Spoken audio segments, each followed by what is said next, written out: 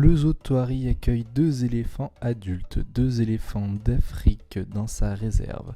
Donc le mâle qui est arrivé ici en 2002, qui est en quelque sorte la mascotte du parc, et Jenny, une femelle âgée d'une trentaine d'années, que le parc a décidé d'inséminer le dimanche 22 mai dernier, afin qu'il y ait reproduction. En effet, le mâle Ben est stérile et il était impossible pour le parc d'obtenir une naissance. Donc une équipe de vétérinaires allemands est donc venue spécialement pour inséminer cette femelle.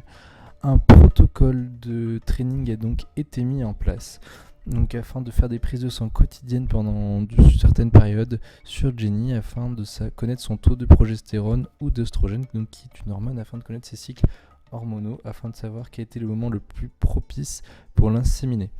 Pour cela, il y a 2 techniques pour faire une prise de sang sur un éléphant. Tout d'abord, on peut essayer de la faire dans la patte. En effet, une veine est assez visible dans la patte arrière, donc on demande à l'éléphant de se reculer et de présenter son pied. Autre technique, on peut prendre le sang par l'oreille, c'est la technique la plus utilisée. Donc là, on installe un promontoire pour que Marie, la vétérinaire, puisse faire une prise de sang. Donc en effet, dans l'oreille, c'est là où l'éléphant va présenter le plus de veines. Donc là, on va voir que Jenny s'énerve un peu, elle décroche, c'est normal, Jenny a son petit caractère. Mais néanmoins, il n'a fallu que 1 mois et demi pour lui apprendre cet exercice, donc de la prise de sang. Donc on utilise un balai pour détourner son attention. Donc voilà, on lui frotte l'oreille, ça détourne son attention, et juste à côté, Marie va réaliser sa prise de sang et prélever. Donc il sera ensuite envoyé à un laboratoire d'analyse afin de pouvoir connaître les taux hormonaux qu'il y a dans le sang de la femelle éléphant.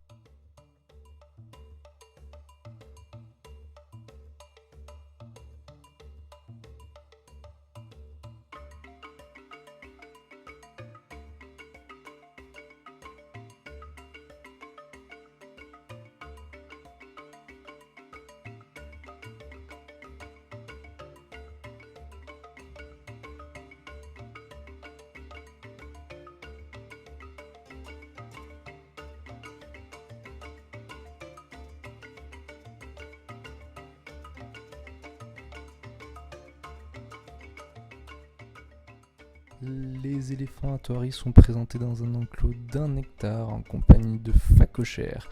En fait, c'est pour que les éléphants soient occupés. En fait, soit ils les pourchassent, soit ils s'amusent avec, soit ils vont les observer. Enfin, c'est très intéressant comme cohabitation. Donc, dans cet enclos d'1 hectare, vallonné avec un bassin naturel sans béton. C'est un des souhaits de Paul de la Panouse de jamais présenter des éléphants sur un sol en béton ni un bassin en béton. Voilà, donc je vous remercie de votre attention et à bientôt sur ActuZoo.